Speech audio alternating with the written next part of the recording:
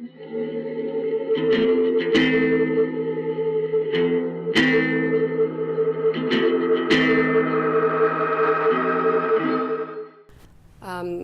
am Yasmin. I do the vocals in Post Heaven. I'm Pat. I play guitar in Post Heaven. What's something that's influenced you in your music that you've never gone to talk about before? I think most of our influences are pretty obvious, like Glassjaw, Deftones, Hum, etc. I guess for things outside of that, I do take a lot from a lot of visual art and kind of try and visualize kind of how that would sound in the way of music. There's a pretty big link between the design work, the videos and everything we do, which I think correlates with how I think we should sound. A lot of directors like Wong Kar-wai, David Lynch, Harmony Korine, a lot of their work I kind of try and channel into how we sound as well as how we kind of look. I do listen to a lot of old school folk and country and that kind of thing. Outside of Post Seven, I play banjo, and I think so a lot of that kind of old school Appalachian style and the eeriness of the kind of vocals and the vibes really kind of translates a bit into my vocals in everything that I do, really, just because it's just, a little bit that, just a bit off and a bit weird, and I kind of like the fact that it's never totally polished. When people discover you and your music, what is the first thing you'd want them to think? That it's good, I guess. It's probably the first thing. I think more than anything that they kind of have a connection to it, kind of understand what we're doing with it. Whether they like it or don't doesn't really matter, as long as they kind of respect it on some sort of level, kind of see what we're doing and know where we're coming from, maybe have some sort of emotional connection to it in some way. Yeah, totally agree with that. I think also just you can tell that a lot of thought's been put into it. I think it's really easy to kind of just be listen to a track and be like, oh yeah, this slaps, this is great. But I think it would be great for people to really see the amount of kind of just effort and passion and focus that's been put into the tracks. Do you guys feel trapped at all by the current system of streaming and algorithms? Yeah, I do think it's probably doing more harm than good in the grand scheme of music, especially with kind of such an emphasis on the short, the short-term success over long term. So many artists I feel are kind of focusing on what's the viral thing we can do? What can give us this brief window of popularity, which most of the time never really sticks. It's kind of you'll get a bit of hype for a week and then everyone forgets. And I feel a lot of streaming services and a lot of social media platforms kind of push people towards doing that. They kind of, especially with Spotify and having such a strong emphasis on playlisting and monthly listeners, it's none of that really matters at the end of the day. You could have 10,000 streams because you got put on a good playlist, and no one really listens to you more than once. Your numbers will look good, but compare that to a band that has maybe 1,000 listeners who listen to them every day. One's doing better than the other, but they're not really being rewarded the same way as the other. It's such, I feel it's realistically, I think we should probably bring back physical media in some way. I don't know how that's doable in this day because no one's really going to accept it and embrace it the way it used to be, but hopefully one day. Yeah, I was going to ask, how do you guys feel about this sort of kind of mini resurgence of physical media? Because I saw you guys are selling cassettes, people selling tapes of their stuff much more often nowadays. Yeah, it's good. It's definitely better than it was, say, 10 years ago, especially with the whole vinyl resurgence that's happened over the last decade. It still kind of feels like it's not as good as it could be. The industry is kind of hell right now, and hopefully one day it'll be better. Yeah. That's really the best way to look at it. Do you think having physical media, the resurgence of it, sort of brings a deeper connection to the audience? Definitely. That's kind of my favorite part about it. Going back to what I was saying before about visuals and everything, in a digital format you get album art, that's about it. with physical media, like you can have so much more, and that's kind of like my favorite thing about it. Like I love buying a record and just like looking at like the layout, looking at how everything was put together. There's so much more artistry behind it than just like a PNG on a streaming service. Yeah, I think as well in that regard, I mean, I remember being a kid and just like voraciously poring over all of the lyrics in like the booklets and things like that, because I know a lot of people think it's a bit silly, and I get a lot of comments with, oh, nobody listens to the lyrics anyway. But I'm someone that really obsesses over the lyric writing process. It's like probably the most important thing to me. And so I think, you know, these days if you want to read the lyrics in a song, you have to go to some like website and get just slaughtered with ads screaming at you the entire time. Exactly. And I think it's just a real loss, and I think physical media kind of really harnessed that in a way that you just can't do online. What inspired the clinical and kind of surgical aesthetic present in your videos and photos? Especially with the last video, that kind of like came together just based on like how everything sounded. Like as I was saying before, like there's a big kind of like correlation between the sound of everything and the look of everything. And every song I kind of visualize in a certain way. Like as I'm writing it, like kind of like, okay, this is how this song should look, especially with like colors and everything. Like I saw a lot of like blues in See You at the End, which is why that video kind of has a lot of blue in it. Same with like all the reds in A Drowned Sky and everything. A lot of color kind of is how I kind of hear things. And yeah, as for the kind of aesthetic of everything, I guess it kind of just came naturally with how the band sounded. Like there's a sort of like dreaminess to us, sort of like otherworldly sort of sound, but it's also very like kind of cold in a way. You know, there isn't much warmth. There's a lot of like kind of like bright sort of like neon lights and everything. Yeah, even bands like Deftones and Glass, even if they're like frenetic songs, it still has a very like cold sort of tone to the whole thing. It's very like uninviting in a way. What other art forms outside of music are you guys interested in? Yeah, a lot of film, a lot of visual art. Pretty much like I do graphic design. I sometimes do video work for other people.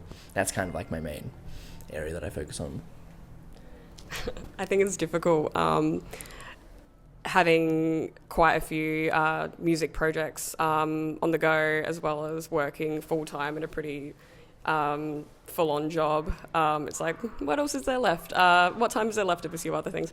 But I think maybe just writing's always been the most important thing in my entire life, really, except for music, ever since I was a little kid. So I think just like consuming and producing just like poetry and just like short-form prose and that kind of thing.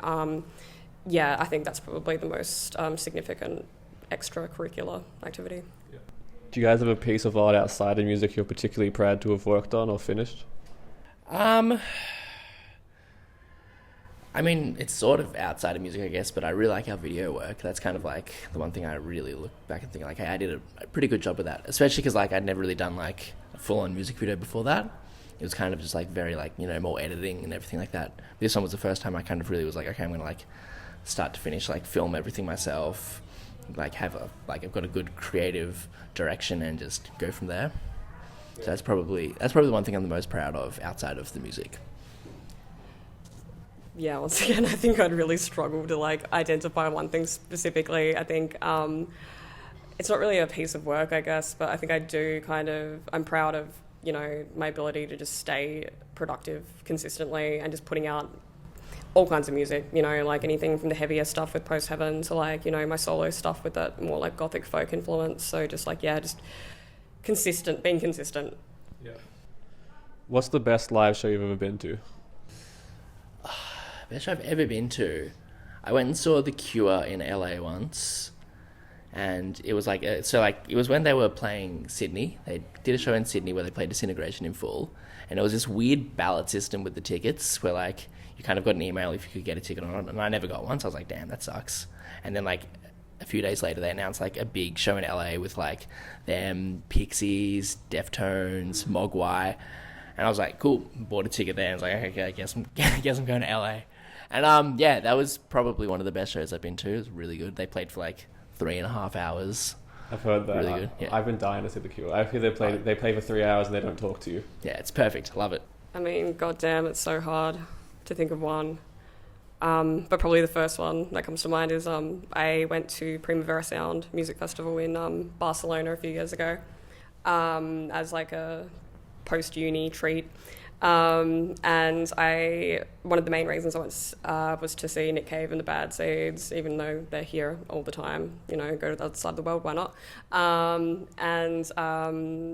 I managed to be part of the group of people on stage at the end when they were playing Stagger Lee and Push the Sky Away. And I think just, being part of that insane, collective effervescence with hundreds of thousands of people out there and being on, stage with one of my favourite bands in the world, it was just really something special. And speaking of festivals, you guys are playing New Bloom Festival this month. What does it mean for a festival like New Bloom to get started in Australia? I think it's really important. Festivals in Australia, there was a period where it was such a big thing, Big Day Out, Soundwave, etc.